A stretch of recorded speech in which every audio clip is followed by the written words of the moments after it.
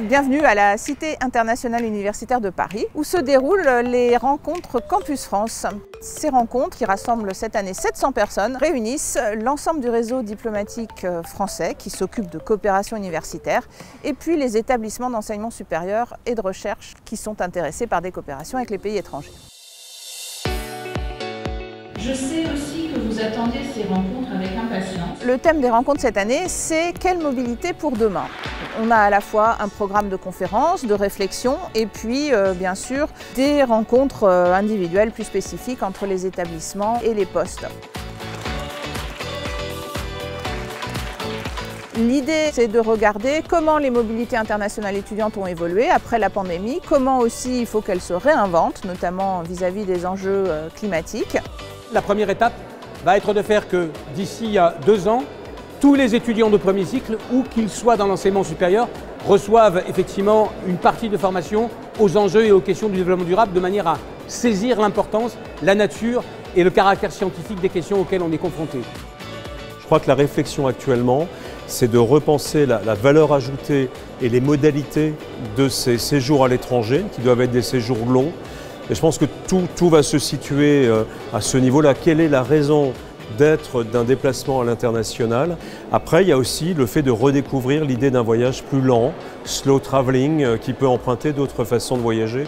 Une des réflexions qu'on a pendant ces rencontres Campus France, c'est le numérique. Est-ce qu'on recommence tout comme avant le Covid, ou est-ce que le Covid a changé un peu les modalités?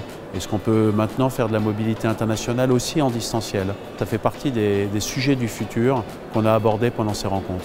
Il nous faut inventer aujourd'hui les métiers de demain, de l'année 2050, de l'économie verte, quand la transition, une fois réalisée, nous aurons, je l'espère, transformé profondément notre société. Préparons l'avenir et avançons. On envisage la mobilité de demain en essayant d'offrir aux chercheurs qu'on va accueillir un continuum dans l'offre de recherche, de voir avec eux quelles sont les opportunités en matière de recherche et professionnelle après leur séjour chez nous. Nous avons un stock d'étudiants au niveau master qui aspirent à aller faire de la recherche à l'extérieur. Il faut savoir que pour le Cameroun, il y a beaucoup de mobilité sortante. Pour le Cameroun, c'est des enjeux de stratégie, mais pour la France aussi, c'est des enjeux d'influence et aussi de représentativité. L'atelier pays était particulièrement intéressant parce que j'ai pu voir un petit peu dans les établissements d'enseignement supérieur ce qui pouvait les intéresser en Thaïlande et ce sur quoi on allait pouvoir travailler dans les prochains mois. Je crois qu'il y a plusieurs choses qu'on peut retenir de ces rencontres. D'abord, nous en sommes à 400 000 étudiants étrangers en France. C'est un cap historique qui a été franchi l'année dernière. Et puis, on peut retenir aussi l'apport économique des étudiants étrangers en France, que nous avons essayé de chiffrer dans une étude et qui s'élève quand même à 1 350 millions d'euros. 3 mots pour résumer ces rencontres. Je dirais d'abord retrouvailles, rebond, car non seulement on a retrouvé les niveaux d'étudiants étrangers en France d'avant la crise Covid, mais on les a même dépassés. Et donc je dirais que le troisième mot, c'est 400 000. On a dépassé la barre des 400 000 étudiants étrangers en France à ce jour.